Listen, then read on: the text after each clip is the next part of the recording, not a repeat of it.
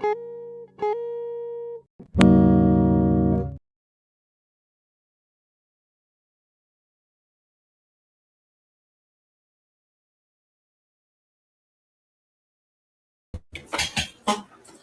evening, Sword family.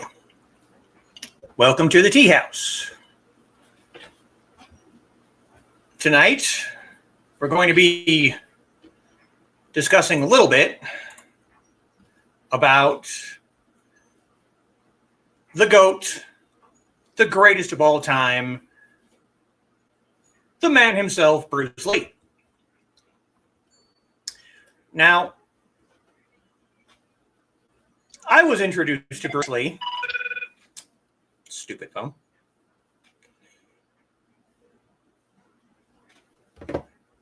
Through a person who is not the greatest person in the world. But I don't really tend to overthink that very much because it's not really important. But I was in high school, so the late 90s. Well, we'll say mid-90s, when I was first introduced to Bruce Lee. And at the time, it was fairly difficult to find non-dubbed versions of his movies. So that was kind of what I had at the time, is the dubbed versions of Game of Death and Return of the Dragon and Chinese Connection.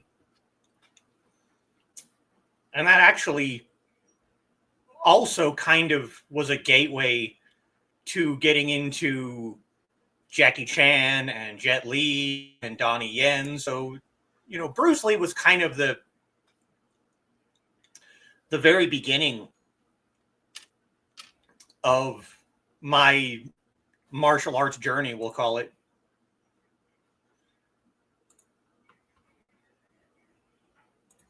But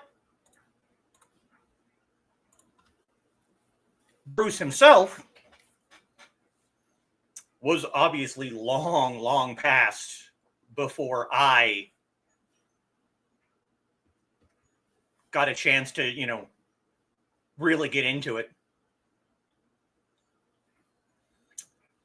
But I'm going to be doing a little bit of history as well as some of my personal experiences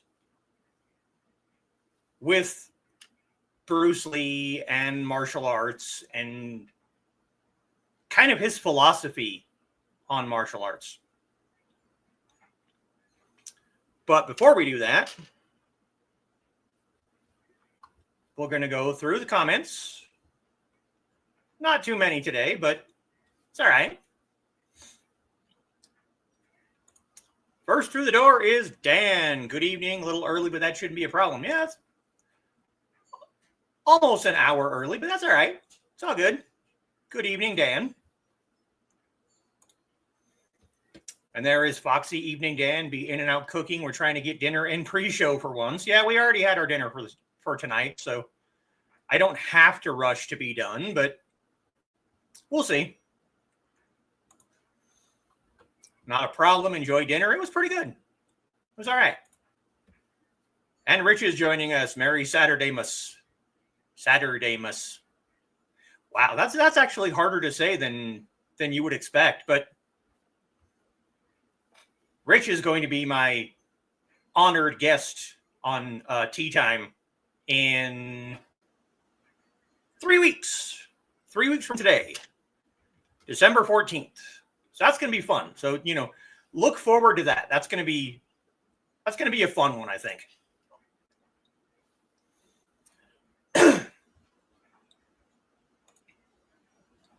Steak sandwiches with hash browns. Yeah, it didn't take long for us to start talking about food. And there's Kitty. Hi, all. Hi, Kitty. Glad that you could join us tonight. And Foxy Greeting Kitty. And Captain Joe Bachman is here. Good evening, everyone. Good evening, Joe. And his lovely wife, Trey, right after him. I almost said right underneath him, but then I would have to green room myself. You know, as a matter of fact, I think I'm just going to... Yeah. Just get that out of the way. Don't forget to like and share. Yes. That's, you know, someone else is always going to do that part for me because I'm terrible at it. Sounds delicious. It was pretty good. It's kind of a frozen, kind of pre-packaged steak meat, but if you add the right seasoning to it, it works out really well, actually. Bruce is a lot of people's gateway drugs. This is true. There is a reason why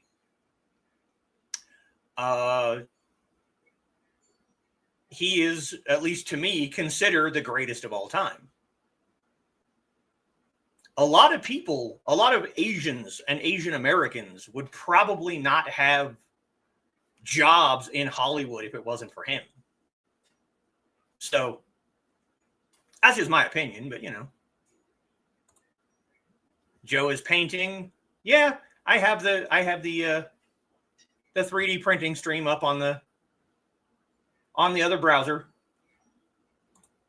And Joe agrees, and Trey agrees, and Foxy agrees. Yeah. So Bruce Lee was born November 27th, 1940. That's why I decided to do him as a topic today, because his birthday is in 4 days. He was born in, actually, San Francisco. So he had U.S. citizenship. Trey shares a birthday. Nice. That's a good one. That's a good one to share.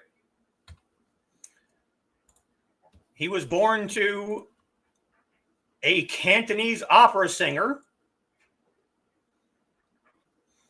That was his father.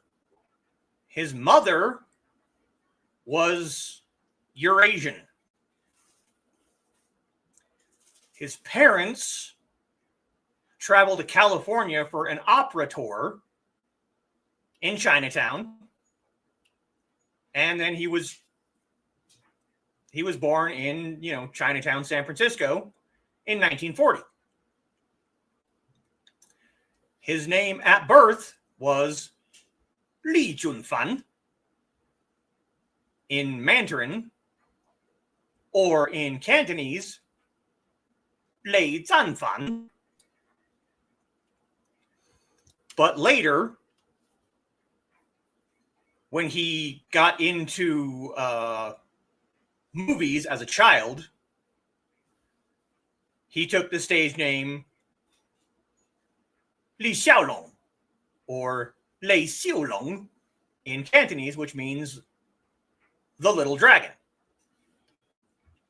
Because he was born in the year of the dragon and the hour of the dragon.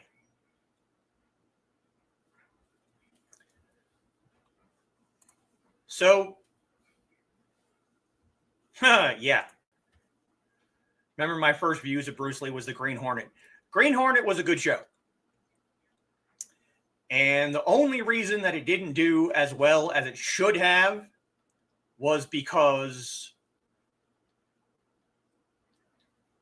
well, let's be 100% real here. Racism. It was running up against, Batman. And in my opinion, the Green Hornet is a vastly better show than Batman. But people could not get past an Asian American as a lead character. So I think he kind of got screwed on that. But he was in several films as a child.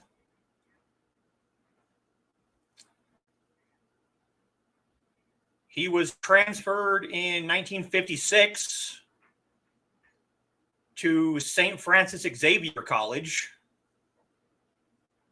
in Hong Kong.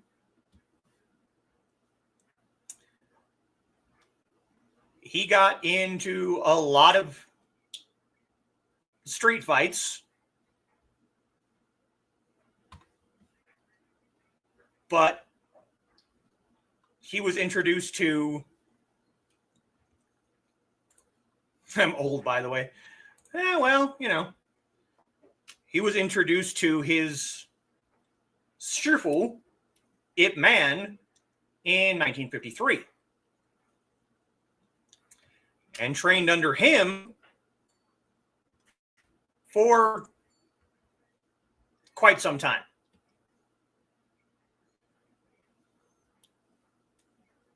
Ip Man did not want to teach Bruce because of the, again, racism in the Chinese martial arts community not to teach foreigners.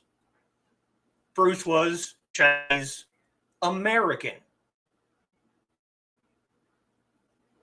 And they didn't want anyone but pure Chinese people learning Chinese martial arts. But a family friend convinced Ip Man to take Bruce on as a student.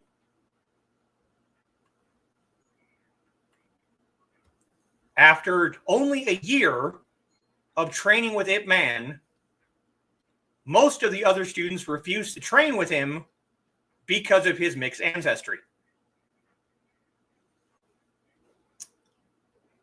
But I mean, it's racism. Either way you look at it, racism against white people, racism against Asian people in America. Bruce won a boxing tournament in 1958. Also in 1958, he won a cha-cha championship. He was also a dancer.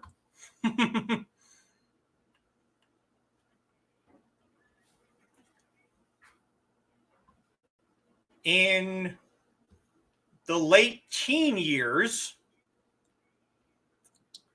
his street fights became more frequent, including beating the son of a triad family.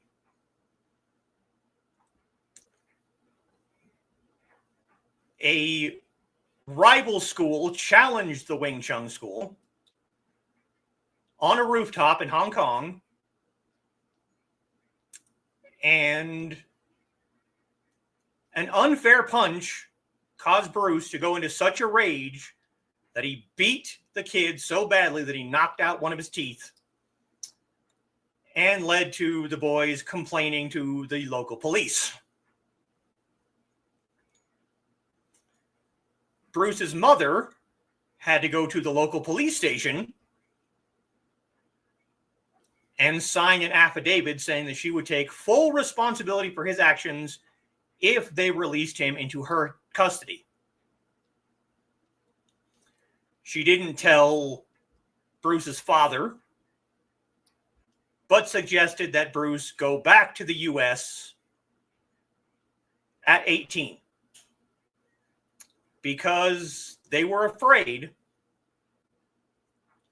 that if he kept up where he was going, he was going to end up in jail. So they basically just shipped him off to America to live with his older sister, Agnes. Bruce's American name was given to him by a nurse when he was born because, he was in, America, so you have to have an American name.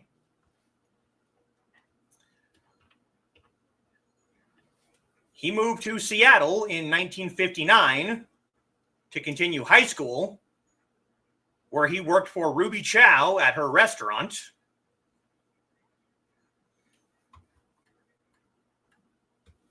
He started to teach martial arts in 1959 under the label of Junfan Kung Fu. And that was his approach to Ip Man's style of Wing Chun. He taught friends that he met, including his future wife, Linda, as well as some fairly famous students that are, they still teach his art today. He opened his first school, the Junfan Kung Fu Institute in Seattle. Dropped out of university in 1964 to move to Oakland, where he was introduced to Ed Parker, who invited him in 1964 to the Long Beach International Karate Championship, where he did 2-finger push-ups and demonstrated his 1-inch punch.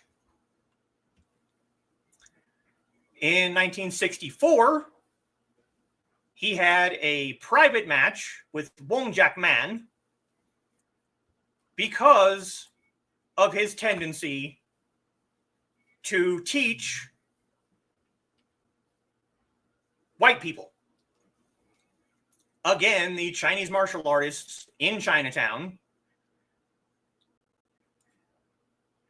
wanted to keep their art to the Chinese, and Bruce was teaching whites and blacks, and people were not for that. So they made him fight another master for the right to continue teaching white people. Batman 66 was camp humor. Green Hornet was straight mystery noir. Yeah, it's true.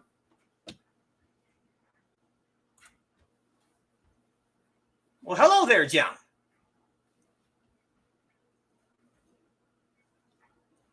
Ni hao, Li Xiǎolóng. Good to see you.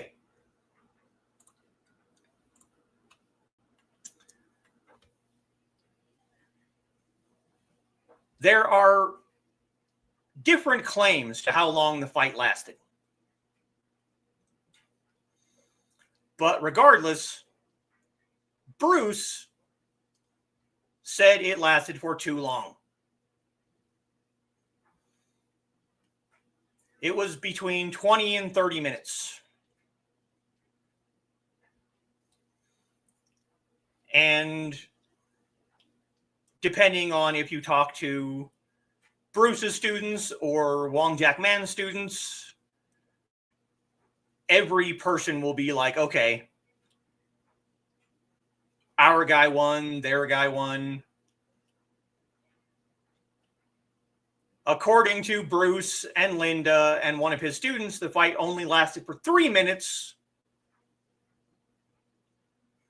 Wong says it lasted for 20 to 25, and he stopped the fight because Bruce was unusually winded.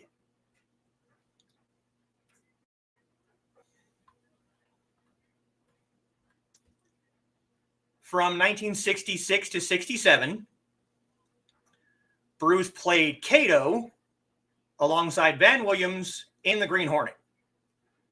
It lasted for 1 season. But it introduced Bruce to the American audiences.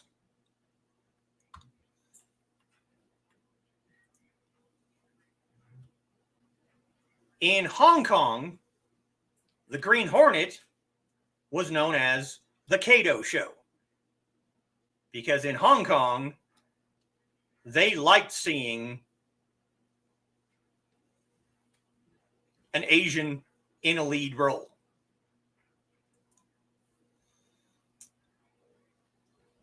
After the one season of Green Hornet, Bruce was out of work.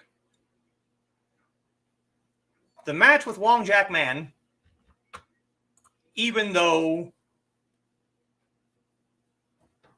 according to Bruce, he won, it lasted too long. At 3 minutes, it was too long. And that led to him sitting down and coming up with his own martial art, which was called Jeet Kune Do, the art of the intercepting fist.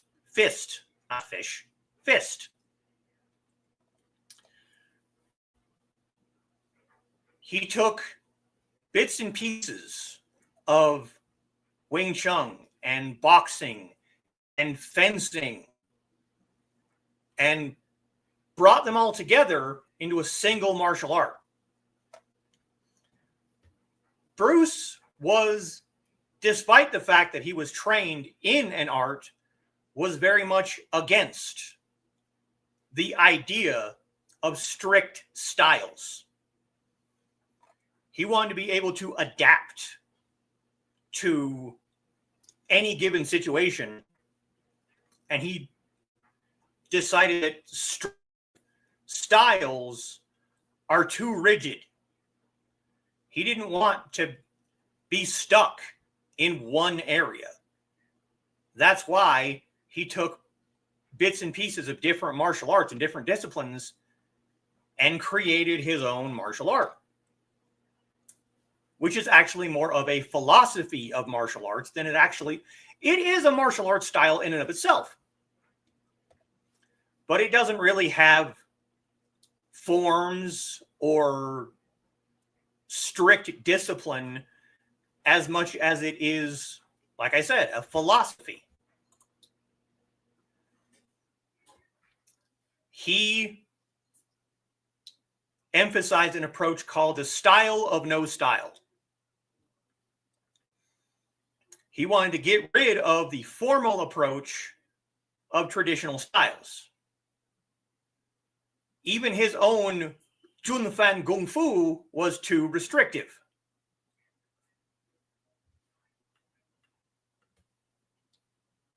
He came up with a movie called The Silent Flute, but they never actually finished the project, and it went on to become the series Kung Fu with David Carradine once again because Hollywood could not handle the idea of an Asian lead. Which is, it's kind of sad. Because if you watch the TV show Warrior right now, well, it's not on right now, but right now, Warrior is what Bruce wanted Kung Fu to be. Green Hornet was Batman for grown-ups, and Batman was Green Hornet for kids. Yeah. Was in a movie with James Garner. James Garner was one of his students. But as a bad guy, which I thought didn't sit well with him, he was always a hero at heart. This is true. Eventually, he went back to Hong Kong.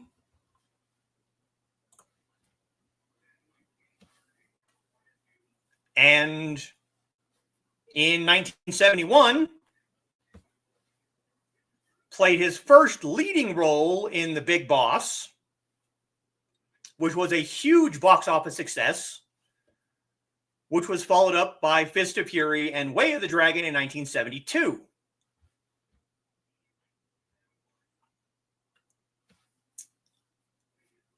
He began working on Game of Death, also in 1972.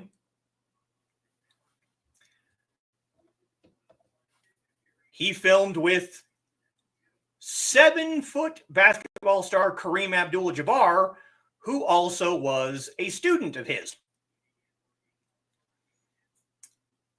but was called away when Warner Brothers offered him the opportunity to star in Enter the Dragon, which would be his first Hollywood starring role. So he stopped filming Game of Death and went and filmed Enter the Dragon, which is an amazing film in and of itself.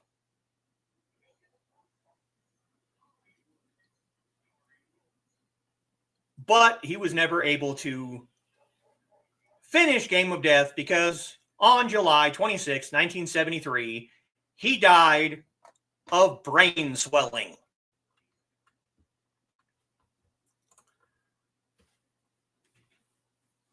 He was at his co-worker's house, Betty Ting Pei. She was one of the actresses in Game of Death. He complained of a headache. She gave him a prescription medication. He went and laid down and never woke up.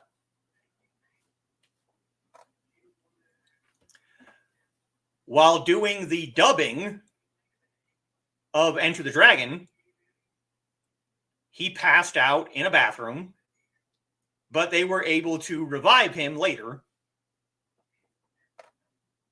But they think a few things contributed to his death, including possible marijuana addiction. But it was the 70s, so. Hey, Carl is late. Shame on you, Carl. No, it's fine. I've just been spending the first half of the show basically talking about the history of Bruce Lee. But now we're going to talk about my history with Bruce Lee.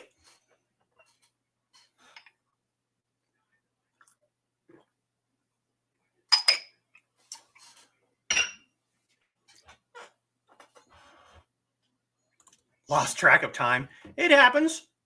It happens. You can go back and watch the beginning of the show afterwards. It's not a big deal.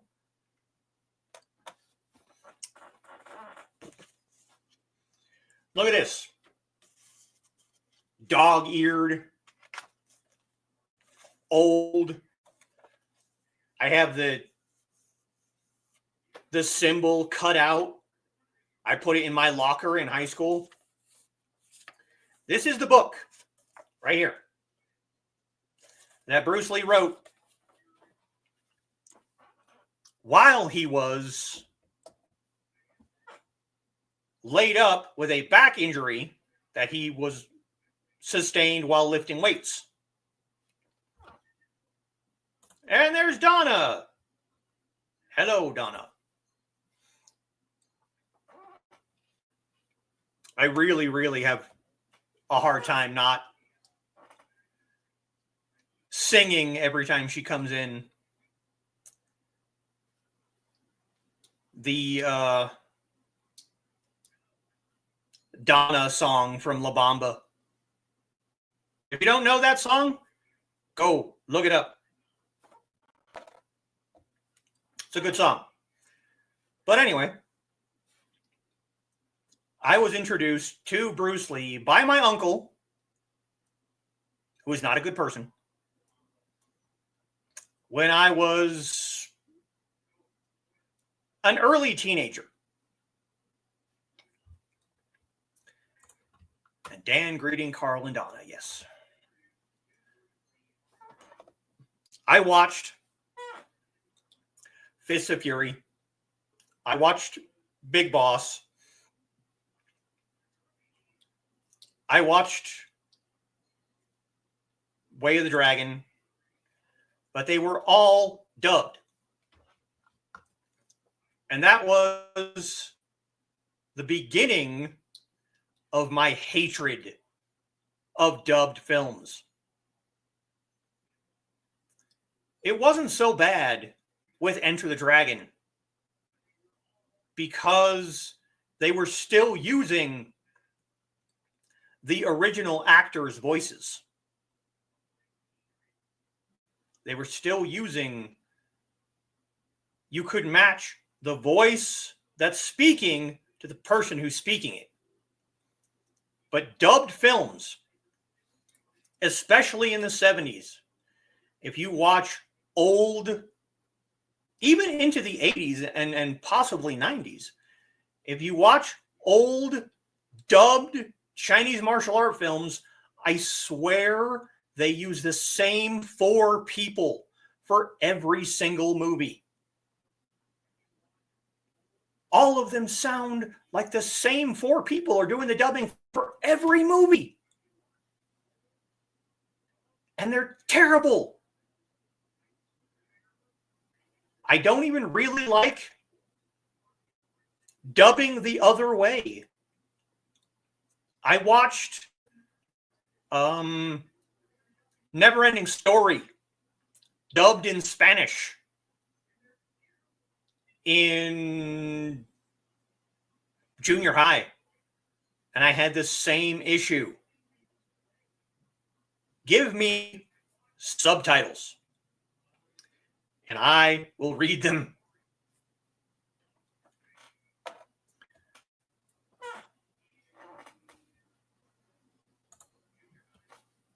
Such a good actor in any case. Yes, he was. He was an amazing actor, and I really would have liked to have seen what he would have done with the concept of Kung Fu instead of just randomly throwing a white guy in there because white guy. Old dubbed martial arts films are my favorite, but you're right. It sounds like the same 4 people on every one. See? I like my subtitles. I was finally able, like recently, well, recently is a relative term, but we'll say within the last decade, maybe, I was able to get all of Bruce Lee's films on DVD in the original Mandarin or in Cantonese and subtitled. It's just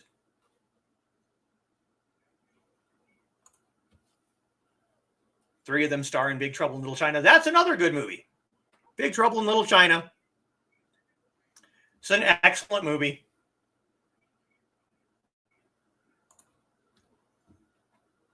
Other was in Star Trek, the original series. I was not aware of that. Nice. As a teenager, I was introduced to Bruce Lee. And I was just blown away. It was different from anything I had ever seen before. Now, granted, most of what I had seen before that was Japanese or American martial arts movies. But seeing Bruce on screen was just otherworldly. The guy moved so fast. I don't know if this is true. So don't quote me on this.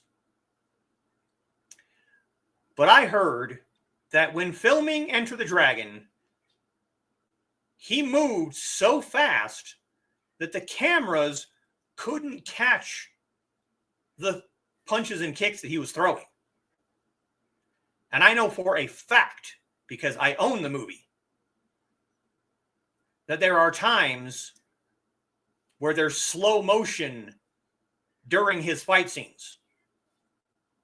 And I think that is because they had to do that just to catch the speed of the strike that he threw. But I got this book. I read this book. There are illustrations of boxing somewhere in here. Is a list of all of the exercises that Bruce Lee did every single day. So when I first got this book, I was doing those exercises. I was not doing as many sets of them as he did, because the man was insane. But I was doing the exercises every single day. I was reading this book every day. And around the same time was when I met my Mantis Sherful. And the philosophy of Jeet Kune Do, along with the style of Mantis that I was learning, gave me a very interesting outlook. Because I was learning a strict style. I was learning a form. And I was able to look at that form objectively and be like, okay, I could use this in certain situations, but in other situations, I don't think this would be as effective as, you know, just straight boxing or ground grappling, things like that. So I was able to look at the style I was learning and not just automatically be like, okay, this is the best thing in the world and, you know, blah, blah, blah. That was a big issue with a lot of Chinese martial arts schools, is people wanting their school to be the best. You know, that story I told about Bruce and the Cai Li Fu student where he knocked the guy's tooth out. That was because, okay, this school over here and this school over here are competing for students, and there's only so many students to go around, so we have to fight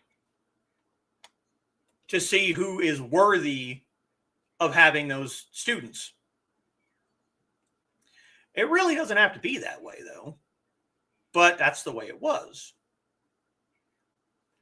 And that probably contributed to Bruce's disdain for strict, rigid styles.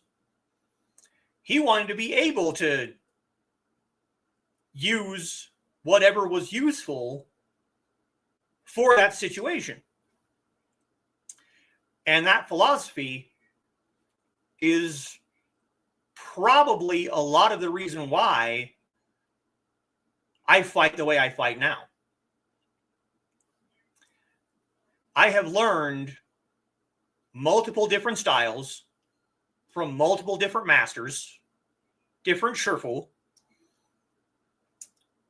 and all of them are useful in certain situations.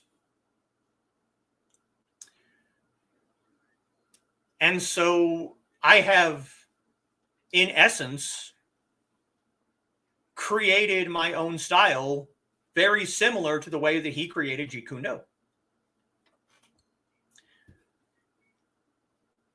I have what I like to call northern fists and southern feet, because the styles in northern China were very fist-based. This is where Wing Chun comes from. While the styles in the South are more focused on kicking and footwork. So I think of fighting in a very northern upper body and southern lower body, or southern lower body.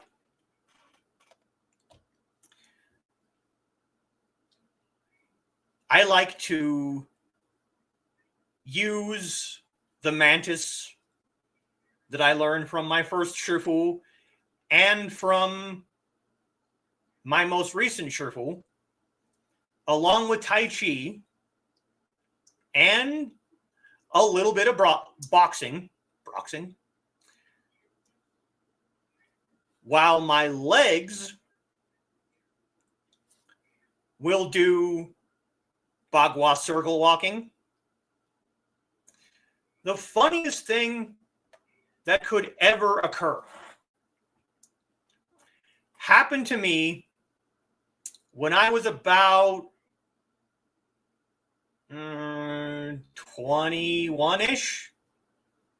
It's kind of hard to pin down because that was over 20 years ago. But I was in a situation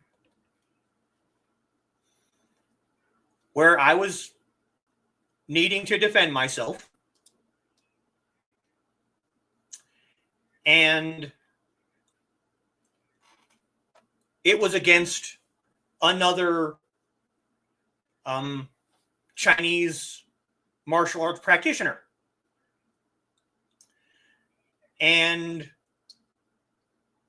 he took a stance that I recognized from basically Shaolin Long Fist. And I took a Bagua stance, which means that I was turned, instead of my feet facing forward, facing towards the opponent, my feet were facing sideways, but my body was twisted facing him.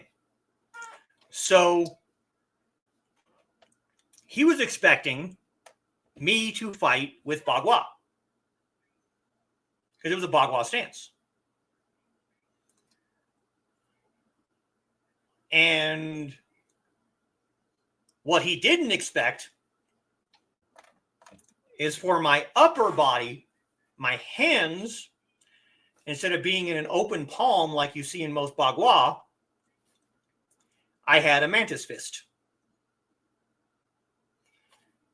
So I had mantis upper body, Bagua lower body, and he was so confused by what he saw in front of him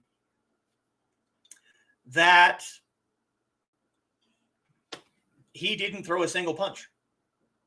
He just kind of stood there with this confused look on his face, waiting for me to make the first move.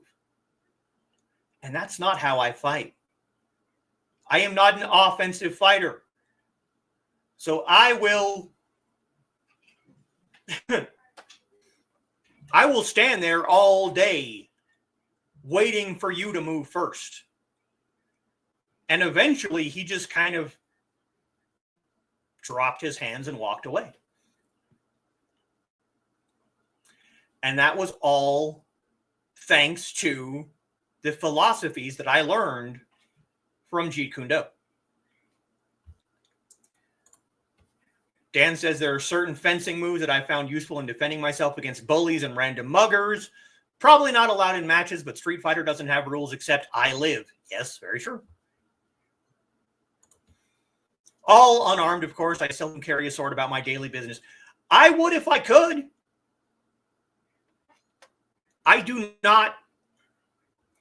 Okay, minor tangent. I don't understand why it is perfectly acceptable for some jagoff to walk around carrying 3 pistols, an assault rifle, and a Derringer stuffed up his ass into the store to pick up milk.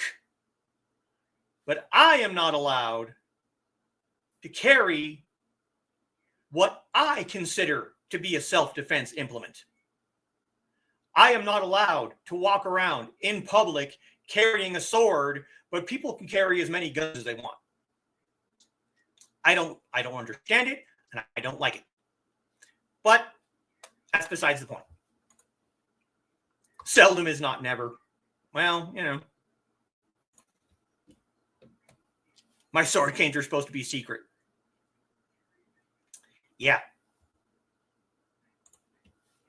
Fair fight is the one I walk away from. Don't care about the other one. Yep.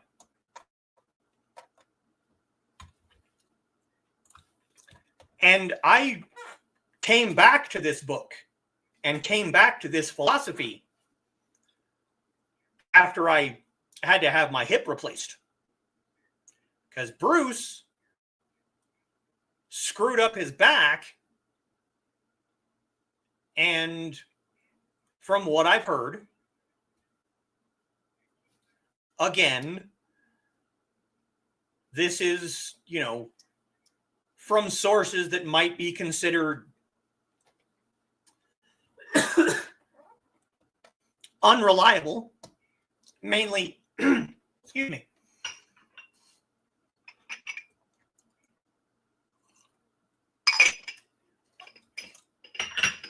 mainly from his wife, Linda, from her autobiography or her biography,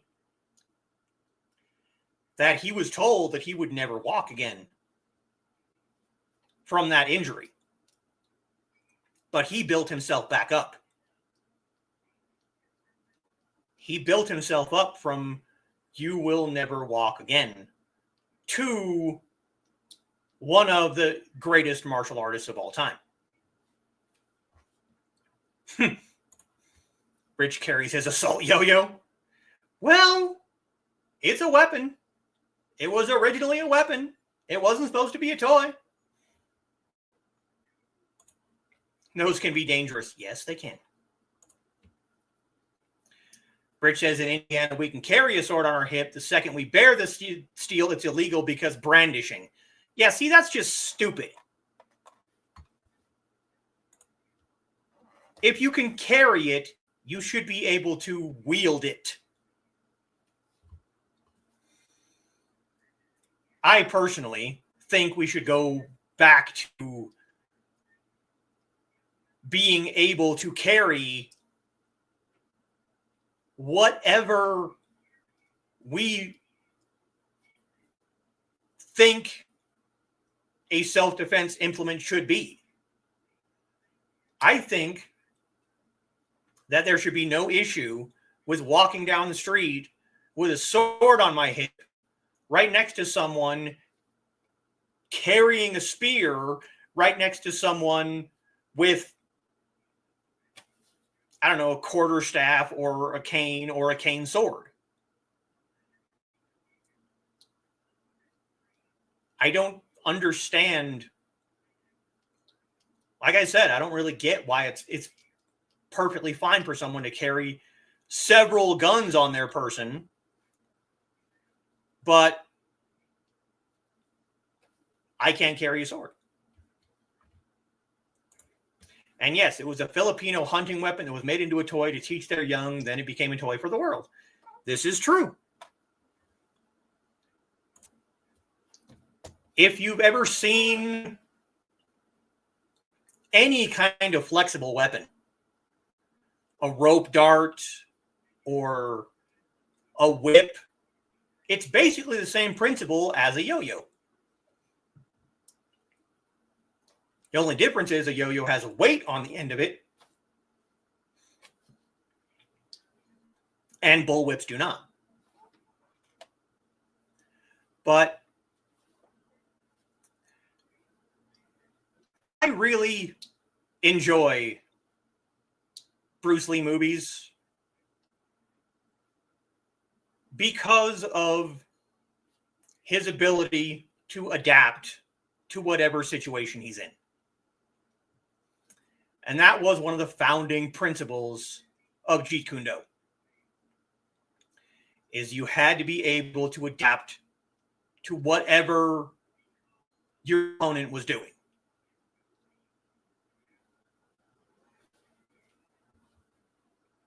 And this is very true. Most guns, when used, are going to make a loud bang. Most swords, when used, are not going to make a loud bang. Essentially, you are carrying a silenced weapon. Yeah. But Joe agrees we should be able to carry both. I dislike guns. I dislike guns a lot. I will never carry a gun. That's just my philosophy. I think I'm probably going to piss a lot of people off when I say this, but I think they're tools for weak people. I think that it's a lot faster to learn how to kill a person with a gun than it is for a sword or a quarterstaff or anything else. And so I think it takes more dedication to learn something that's not a gun. But beauty of a yo-yo is people will assume you're just playing with a toy and let their defenses down, or apprehension if you are twice their height and 3 times their width. Same thing with a fan. You know, Foxy back there can walk around carrying a fan with her and no one will bat an eye. It's just a fan. You know, she gets warm. She needs to be able to fan herself. And then someone gets whacked on the forehead or poked in the eye with the end of it or hit in the temple and knocked out with it. And all of a sudden it's, oh, this is not just something that you can use to fan yourself with. Dan subscribes to the philosophy that anything a human can touch is a deadly weapon: a rock, a sword, a spear, a 2x4, can of WD-40, and a lighter. Very true. That's very true. And if you watch, you know, Jackie Chan movies, he very much does that. If there's something in his vicinity, when he gets into a fight, he's going to use that as a weapon. I still, to this day, think my favorite is Shanghai Noon, when he grabs a lasso and a horseshoe and turns it into a rope dart. That's just a small hint of this same kind of philosophy. That, okay, I'm in this situation where I need to defend myself, and this is what I have on hand. I have these two things. What can I do with it? And he makes a rope dart. Our brain is the weapon. Everything else is a tool. Yes. Yay for Foxy and the assaulty fan. Yeah. If I'm walking down the street and I have this thing with me, people are going to know that's a weapon. People are going to know that that's something that I can use to defend myself with. If she's walking around fanning herself with a fan, people are going to be like, oh, there's an easy target. And then not so much. Jackie Chan is the Chinese MacGyver. You're not wrong. You're definitely not wrong. But Bruce's philosophies helped me to become the person I am today. I can be in a situation where the joint locks of Mantis will come in handy. I can be in a situation where the circling of an opponent from Bagua will come in handy. I can be in a situation where the fluidity of Tai Chi can come in handy, and be able to look at those situations on an individual basis and be like, okay, this will work here, this will work here, this will work here. It just works. Jackie Chan with a ladder is someone wielding an assault weapon. Yes. Jackie Chan with anything. It doesn't matter.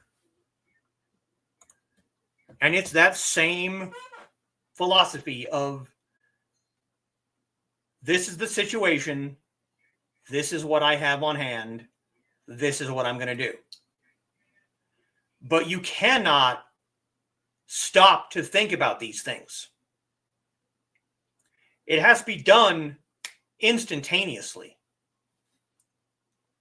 And that was definitely something that Bruce was good at. He learned Wing Chun from Ip Man. But he also was a cha-cha dancer. So he knew how to continue, how to keep moving to become a moving target. And not just hold still and wait for the opponent to throw a punch, so that you could be like, okay, in my style, if someone throws a punch, then I do this, and I grab their hand, and I twist them this way, and then I punch back. No. You have to be able to do these things on the fly, especially if you're expecting one attack and something else comes. You have to be able to switch gears really fast.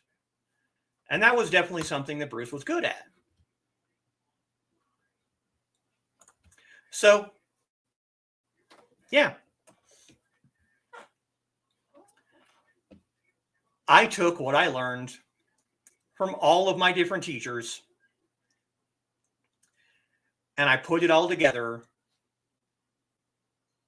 thanks to this philosophy right here. This little symbol right here. A yin yang with arrows going in either direction. The motto for Jeet Kune Do is having no way as way and having no limitation as limitation.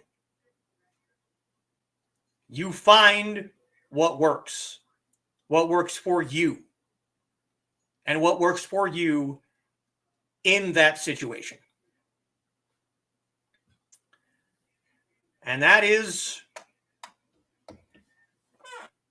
my experience with Bruce Lee and Jeet Kune Do.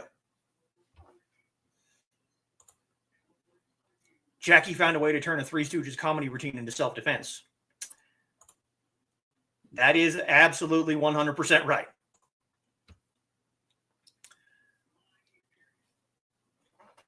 To end this, we're going to go back to Bruce Lee in the TV series Longstreet, and what he talked about being like water. Empty your mind. Be formless, shapeless, like water. Now you put water into a cup, it becomes the cup. You put water into a bottle, it becomes the bottle. You put it in a teapot, it becomes the teapot. Now water can flow or it can crash. Be water, my friend. There you go. That is the philosophy. Be like water. I will be back next week. 2 days after Thanksgiving. And because it will be 2 days after Thanksgiving, and because I know this group, next Saturday is going to be all about Chinese food. So make sure you eat before next Saturday's stream, because if you don't, you're going to be hungry afterwards.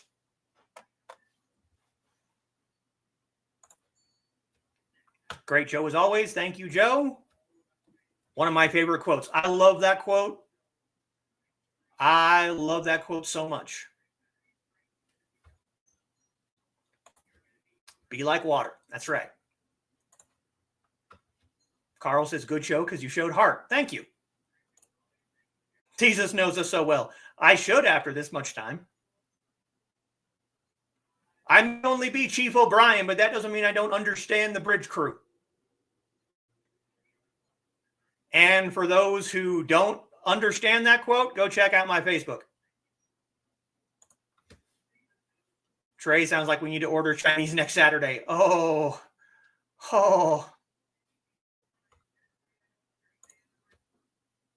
Or if you don't eat before, have Chinese food with us. Yes.